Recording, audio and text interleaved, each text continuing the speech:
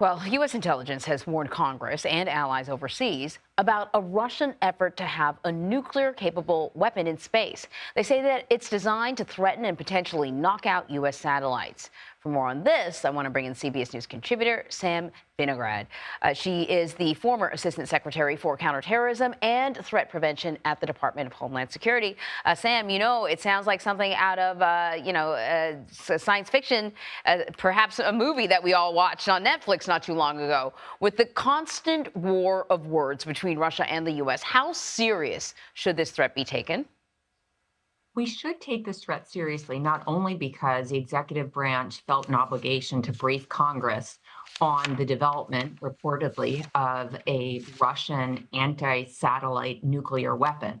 So we should be cognizant of the fact that Russia is seeking to gain dominance in really every domain, Anne Marie: air, land, sea, cyber, and space. And by virtue of that, Russia has been investing a lot in technological development of new kinds of weapons. It really wants to seek a competitive edge over the United States and what it perceives to be its other adversaries. So it's not surprising to me that Russia has invested in anti satellite weaponry in space.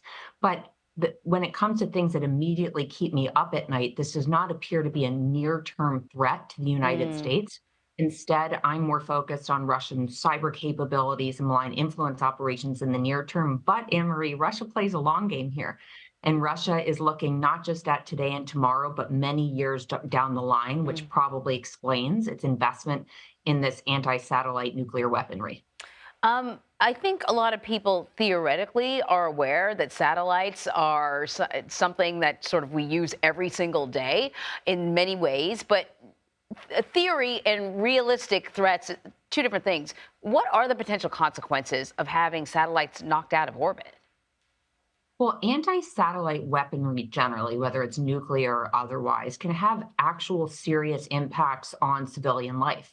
Satellites are used by the United States for civilian communications, for own reconnaissance, for military command and control. So if US satellites are knocked out of orbit, whether intentionally or unintentionally, by another satellite or some other kind of asset, that could impact our very communications with each other. It could impact our military's ability to talk to each other and to conduct reconnaissance that helps keep the homeland safe. So, anti satellite weaponry in space does actually pose the potential to impact civilians. We've seen this play out to a certain degree in Ukraine, where Russia has used operations in space to try to jam communications on the ground for its own advantage. Now, we know that, there's at least one lawmaker calling for this information to be declassified. What's your take on that? Is that beneficial to the public? It depends. And Mm. we don't know where this intelligence came from. We don't know what sources and methods were used to put together this intelligence assessment. And before anyone should weigh in on declassification, we have to understand whether that would compromise our ability to get more similar intelligence going forward if sources and methods are revealed to the Russians.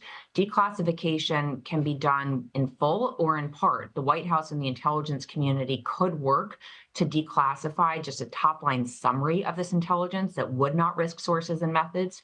And I do imagine that they're thinking about ways to communicate a top line to the American people.